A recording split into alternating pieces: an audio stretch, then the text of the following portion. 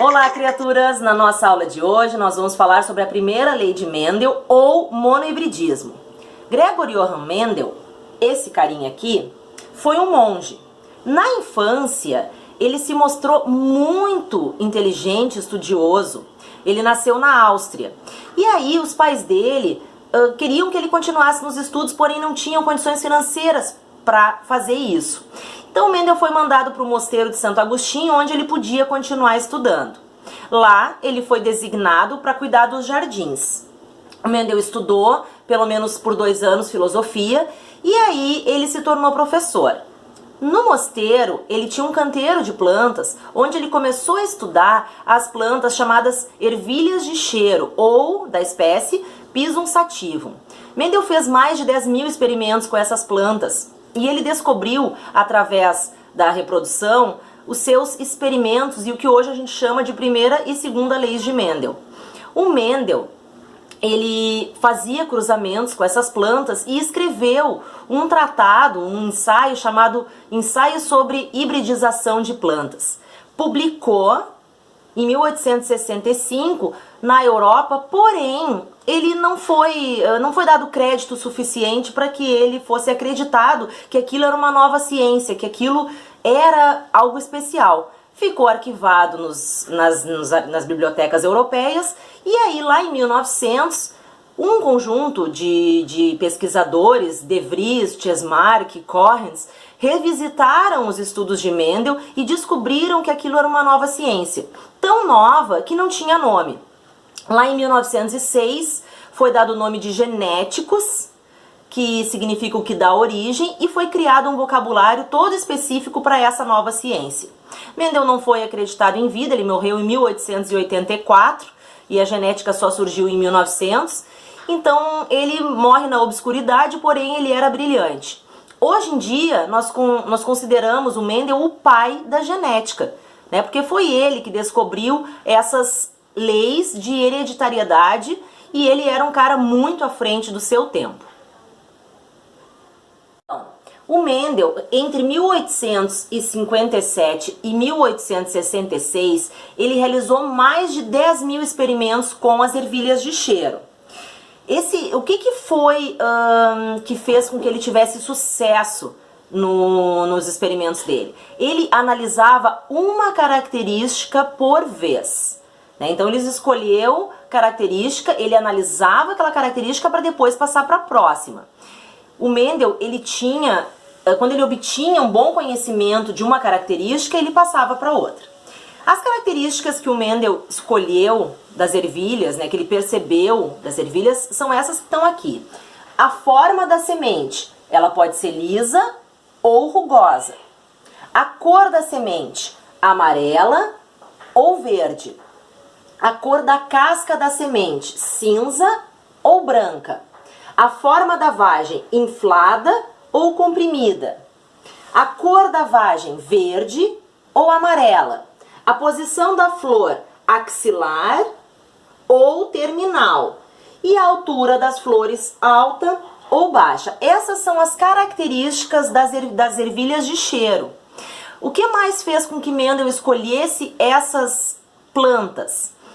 A facilidade de cultivo. Mendel não podia escolher alguma coisa que fosse difícil para ter uma geração após a outra. As características serem facilmente destacadas, então é fácil de perceber a diferença entre as características.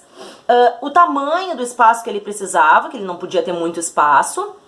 Ele também escolheu o tempo que ficava adulto para ter uma geração e outra, então o tempo para chegar na idade reprodutiva, além da facilidade de produzir a polinização artificial, tá? Que a gente vai ver no próximo slide. Então, nos seus experimentos, o Mendel fazia o seguinte procedimento. Aqui tem uma flor, as sépalas, que é essa parte verde, as pétalas, a parte colorida, os estames e o pistilo, que é a parte masculina da flor. Então aqui está a quilha toda aberta para aparecer o aparelho reprodutor. O aparelho reprodutor feminino fica aqui, tá? O gineceu.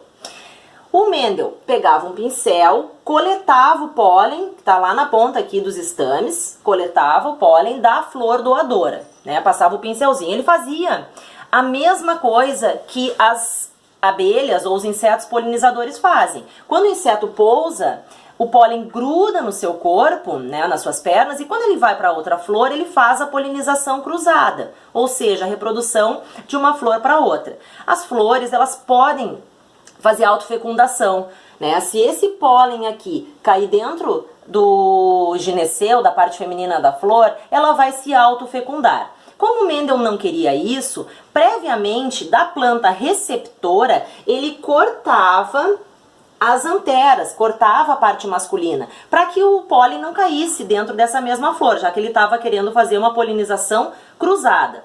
Então, pega com o pincel o pólen e coloca esse pólen na parte feminina dessa flor, para que faça a reprodução entre elas.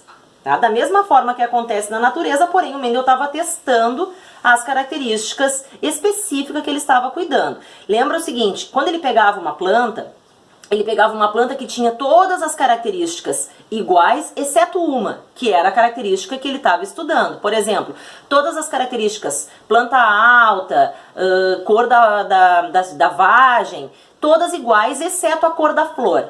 Então ele pegava flores brancas e flores púrpuras, para ele conseguir observar essa característica. E essa era a... Então, nos seus experimentos, o Mendel fazia o seguinte procedimento. Aqui tem uma flor, as sépalas, que é essa parte verde, as pétalas, a parte colorida, os estames e o pistilo, que é a parte masculina da flor. Então aqui está a quilha toda aberta para aparecer o aparelho reprodutor. O aparelho reprodutor feminino fica aqui, tá? O gineceu.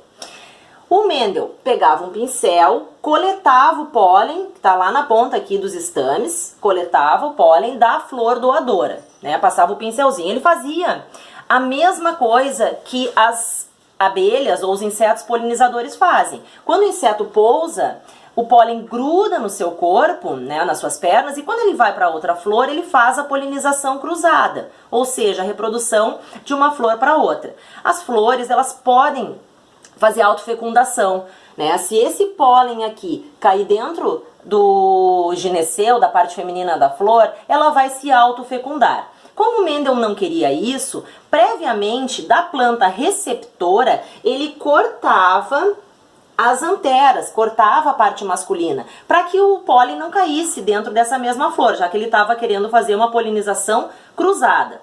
Então, pega com o pincel o pólen e coloca esse pólen na parte feminina dessa flor, para que faça a reprodução entre elas. Tá? Da mesma forma que acontece na natureza, porém o Mendel estava testando as características específicas que ele estava cuidando. Lembra o seguinte, quando ele pegava uma planta que tinha todas as características iguais, exceto uma, que era a característica que ele estava estudando. Por exemplo, todas as características, planta alta, cor da vagem, todas iguais, exceto a cor da flor. Então ele pegava flores brancas e flores púrpuras, para ele conseguir observar essa característica. E essa era apenas a característica diferente, as demais todas semelhantes ou iguais. Após a fecundação, a polinização, a gente tem dentro do ovário as sementes em formação, né, das ervilhas, que depois eram plantadas e germinadas. Então esse era o processo de experimentação que o Mendel fazia com as ervilhas. Então, o Mendel, antes de começar os seus experimentos, ele se certificava de que ele estava tratando com linhagens puras. O que é uma linhagem pura? Linhagem pura é aquela que, quando cruzada com ela mesma, dá origem a indivíduos iguais a ela. Ou seja, indivíduos autofecundados dando origem a indivíduos iguais aos que deram origem. Aqui no exemplo, só lembrando que a gente está falando de uma única característica por vez, assim como o Mendel. E a característica em questão é a cor da flor. Então aqui a gente tem uma flor púrpura, uma planta de flor púrpura, que é autopolinizada, autofecundada, dá origem a também plantas de cores de flor púrpura. Da mesma forma, a planta de flor branca, autopolinizada, autofecundada, dá origem a apenas plantas de flores brancas. Então Mendel, antes de começar, tinha certeza que aquela planta cruzada com ela mesma daria origem a indivíduos iguais a ela. Aí, quando ele começa seus experimentos, a geração inicial ele chama de geração P, ou geração parental. A geração parental é constituída por indivíduos puros e de fenótipos distintos. O que significa indivíduo puro? Mendel chamou de puro e nós, com o vocabulário de genética, chamamos de indivíduos homozigotos, aqueles que têm os dois alelos iguais. Indivíduo puro é aquele que dá origem a um indivíduo igual a ele mesmo, ser autofecundado. E de fenótipos distintos, ou seja, de características visíveis diferentes, né? Que aqui a gente tem o púrpuro e aqui a gente tem a flor branca. Então a geração parental, indivíduos puros, homozigotos, de fenótipos diferentes entre si. Uma vez obtida a geração parental, essa geração parental era feita uma polinização cruzada, ou seja, ele trazia o pólen de uma flor para a outra para fazer o cruzamento entre elas. Feita a polinização cruzada, o resultado dessa polinização cruzada, ou fecundação cruzada, Mendel chamou de geração F1, ou seja, primeira geração filial. E o Mendel observou uma coisa muito interessante. Ele tinha, na geração parental, flores púrpuras e flores brancas. Porém, quando elas foram fecundadas cruzadamente, apareceu no resultado 100% de flores púrpuras. E aí o Mendel se questionou, ué, onde é que foi parar a característica branca? Ela desapareceu? O que aconteceu? Porque no resultado da F1 desaparece essa característica, desaparece, porque na verdade a gente vai ver que isso não aconteceu. Mas o Mendel se perguntou aonde que essa característica tinha ido parar. Para responder essa pergunta, Mendel fez o quê? Autofecundou as plantas da geração F1, ou seja, cruzou estas plantas com elas mesmas, né? Fez uma autopolinização. E no resultado ele chamou de geração F2, que é a segunda geração filial. E aí nesse resultado ele obteve, para cada 3 plantas de flores púrpuras, uma planta de flor branca. Ele reaparece, né, essa característica aparece novamente na geração F2, porque ela tinha desaparecido na F1. Então a flor branca aparece novamente aqui, após o cruzamento dessas plantas entre si. Na geração F1, o Mendel chamou esses indivíduos de híbridos. Por que eles são híbridos? Porque eles são a mistura de 2 indivíduos diferentes. E esse híbrido a gente chama de heterozigoto no vocabulário em genética. Na geração F2, a gente tem indivíduos de 2 fenótipos distintos, púrpuro e branco, e aí a gente vai ver como que acontece esse resultado. Funciona isso no quadro. Aqui a gente tem a geração parental, F1 e F2. Primeira coisa que a gente tem que descobrir é qual é a característica que domina e qual a característica é recessiva. Como é que o Mendel descobriu? No momento em que ele cruzou flores púrpuras com brancas e a característica branca desaparece na F1, essa característica ficou oculta. Isso significa que na presença da característica dominante, a recessiva não se manifesta. Característica recessiva, nesse caso, é branco. A gente usa a letra inicial da característica recessiva para designar os alelos. E aí, então, aqui no caso, os alelos vão ser designados pela letra B. Maiúsculo para dominante e minúsculo para recessivo. Esses indivíduos são homozigotos, né, da geração parental. Então, eles têm os 2 alelos iguais. A flor branca é Bzinho, Bzinho. A flor púrpura é Bzão, Bzão. Lembra que cruzada com ela mesma, ela só vai dar origem a indivíduos iguais a ela. E os indivíduos recessivos, eles só vão se manifestar na presença dos 2 alelos. Aí o Mendel faz a fecundação cruzada desses 2 e dá origem à geração híbrida, a geração de heterozigotos. Não é difícil de enxergar que aqui vai doar um Bzão e aqui vai doar um Bzinho. E aí a gente tem uma prole 100% Bzão, Bzinho, ou seja, 100% híbrida, 100% heterozigota, 100% púrpura. Tá? Então, neste caso aqui, a gente já está obtendo essa geração F1. E aí, como o Mendel teve aquela dúvida de onde foi parar a característica branca, ele autofecundou a geração híbrida, a geração F1. Cruzou essa geração com ela mesma. Só vou lembrar uma coisa. Aqui, a gente só vai enviar metade da característica genética da gente, né? A gente herda 50% do pai e 50% da mãe. A gente não herda o total. Por isso que eu falei que só vai um Bzão e só vai um Bzinho.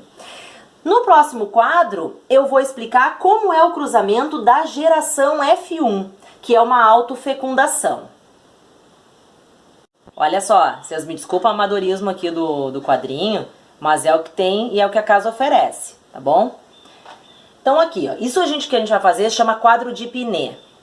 O quadro de Pinet vai ser o cruzamento. Primeira coisa que a gente tem que fazer é obter os gametas que são formados a partir dessas plantas.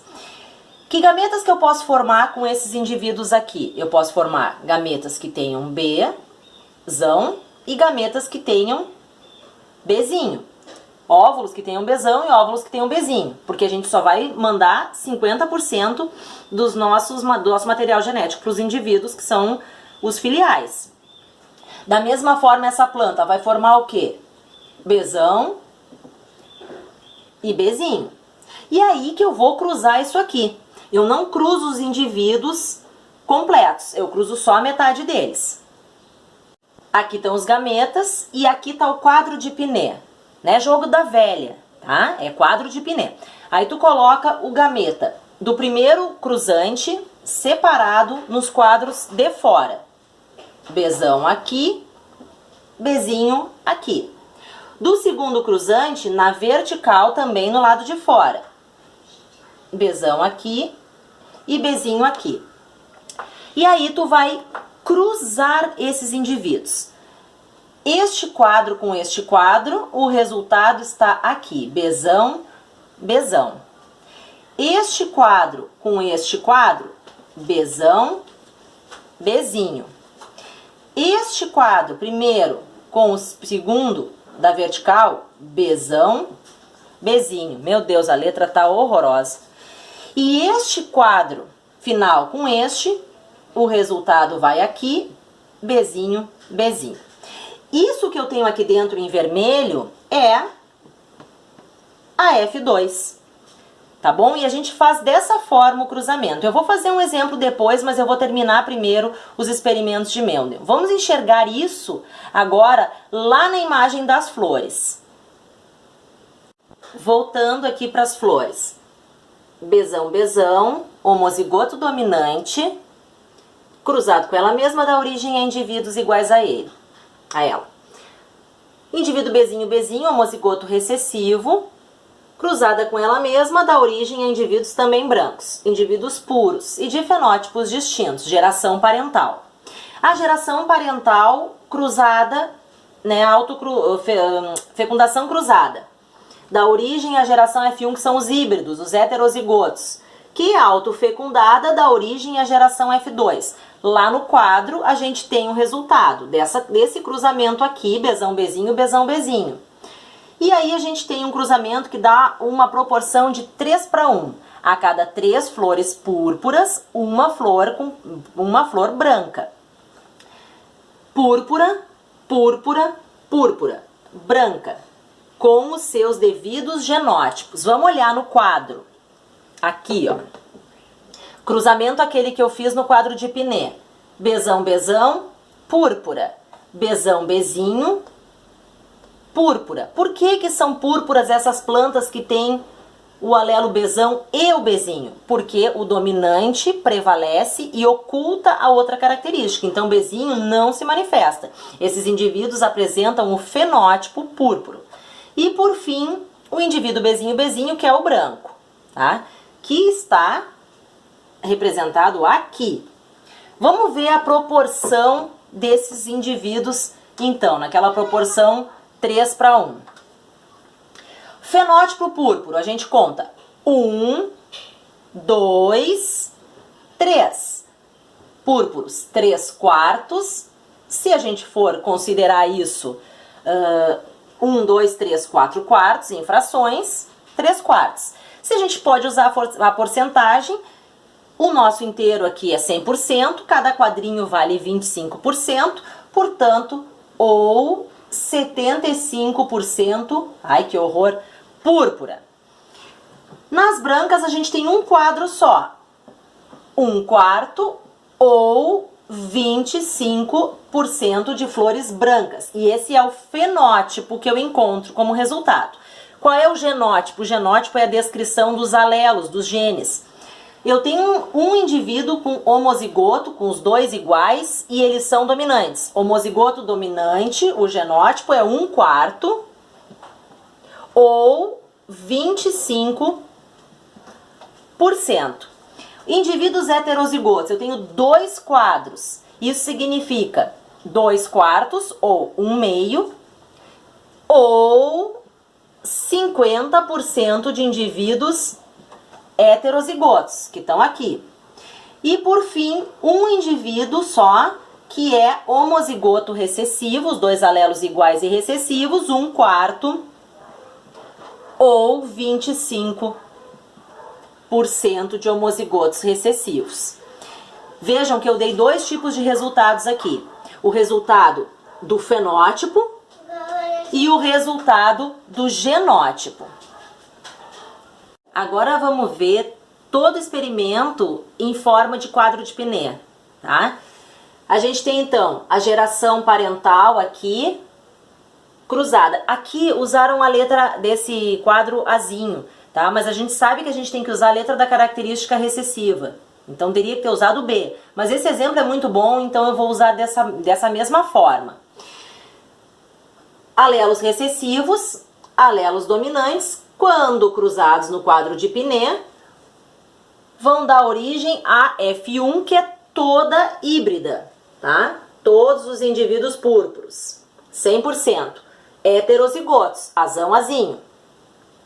Do cruzamento da F1 com ela mesma, que foi aquele que eu fiz no quadro, a gente obtém azão, azão, azão, azinho, azão, azinho, azinho, azinho. Ou seja, indivíduos púrpuros na proporção de 3:1 branco, certo? Concluindo a primeira lei de Mendel. O que o Mendel escreveu sobre isso? A gente foi chamado, né, de primeira lei de Mendel ou de lei da segregação dos fatores. Segregação dos fatores significam que, para a reprodução, os alelos, que são os fatores, se separam. Aquilo que a gente viu, eles não vão totalmente para o indivíduo que vai ser a prole, eles vão se separar, né? O Bzão e o Bzinho não vão juntos, vai só o Bzão ou só o Bzinho. Nesse caso, então, como é que fica essa lei? Eu escrevi de 2 formas. Cada caráter é determinado por um par de fatores que se segregam durante a formação dos gametas, onde aparecem em doses simples. Isso significa que cada característica é determinada por um par de genes alelos que vão se separar na formação dos gametas e depois eles se unem na fecundação. Isso é primeira lei de Mendel. Isso é segregação dos fatores. E a gente chama de monohibridismo porque é uma característica por vez. Para finalizar, eu vou fazer um exemplo de quadro de Pinet, mas não das ervilhas de Mendel, um exemplo de característica humana. A característica em questão vai ser a qualidade de visão, quanto à miopia e à normalidade. A miopia é recessiva para a nossa espécie, portanto a gente vai usar a letra M para designar esse caractere.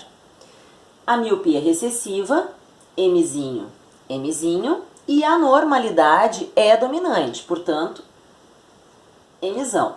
Existem alguns problemas de genética que a gente tem que descobrir se é recessivo ou dominante, e aí a gente vai ver numa outra oportunidade. Um casal onde o indivíduo é míope e o outro é normal, querem saber quais são as possibilidades de filhos quanto a essa herança. O indivíduo míope é Mzinho, Mzinho. O indivíduo normal é Mzão. E aí eu tenho a informação de que a mãe desse indivíduo normal é míope, portanto ela é Mzinho, Mzinho. Com certeza esse indivíduo herdou um alelo para miopia e ele é heterozigoto. Vamos fazer esse cruzamento. Divide para formar os gametas e aí coloca no quadro. Mzinho, Mzinho na parte externa, Mzão, Mzinho na outra lateral. Vamos cruzar. Mzão, Mzinho, Mzão, Mzinho, Mzinho, Mzinho, Mzinho, Mzinho. Fez o cruzamento, vamos fazer a leitura do resultado. Desse cruzamento, 50% de indivíduos são normais, pois tem um Mzão, 50% dos indivíduos são míopes, portanto o resultado é 50% normal, 50% míope. Isso significa que a cada gestação, o filho desse casal tem 50% de chance de nascer normal ou 50% de chance de nascer míope, para essa característica. Não significa que se eles tiverem 4 filhos, 2 vão ser míopes e 2 vão ser normais. É para cada indivíduo, é uma probabilidade. Tá bom? Ficou entendido? O exemplo anterior era o último, mas eu resolvi fazer mais um. Nesse caso, a gente não sabe qual é a característica recessiva e qual é a dominante. Como é que eu faço para descobrir? A característica em questão é a presença de melanina na pele. Não é, na verdade, é ter cor na pele. Não é a cor da pele do indivíduo, e sim ter ou não cor, ter melanina ou não. Se o indivíduo tem melanina, o indivíduo é considerado normal. Se o indivíduo não tem melanina, não expressa a cor da pele, ele é chamado de albino. Na espécie humana, os albinos têm olhos muito claros e a pele muito branca e o cabelo também quase sem cor, um loiro muito claro. Nos outros animais, como por exemplo o coelho da Páscoa é um coelho albino, de olhos vermelhos, de pelo branquinho, de passo ligeiro, ele é o coelhinho. E ele é albino. Assim como alguns ratinhos de laboratório, né, aqueles que têm olhos vermelhos e brancos, são albinos. Vou fazer o exemplo então. A característica a gente não sabe qual é a dominante, qual é a recessiva. E aí o problema diz: 2 pais normais tiveram um filho albino. É possível isso? Hein, Arnaldo? Pode isso? Pode. Como é que a gente sabe que pode? Vamos fazer um exemplo. Se a normalidade for recessiva, olha o que acontece. Se a normalidade é recessiva, ambos os pais são azinho. Eles só teriam filhos iguais a eles. Então, a normalidade não pode ser recessiva. Vamos apagar. Um apagador moderno. Vamos considerar que o albinismo é recessivo. Esse indivíduo sendo azinho, esses pais, eles podem ter esse filho. Por quê? Porque mesmo normais, que é azão, eles têm como segundo alelo um azinho. Portanto, o albinismo é recessivo e a normalidade é dominante. Pais heterozigotos têm um filho diferente deles, filho recessivo, filho albino. Dica: toda vez que eu tiver um filho diferente dos pais, a característica do filho é recessiva. E é assim que a gente descobre. Bom, com esse exemplo eu realmente termino a minha aula. Desejo que vocês aproveitem esses vídeos, que vocês consigam compreender o conteúdo. E se não conseguirem, por favor me procurem, eu estou à disposição. Vocês podem também buscar outros professores em vídeos do YouTube, que são muito mais profissionais que eu. Mas eu fiz esses vídeos para vocês com muito carinho, tá bom? Um abraço, espero que a gente retorne logo e eu tô com saudade, tá bom, criaturas? Beijo da Prof.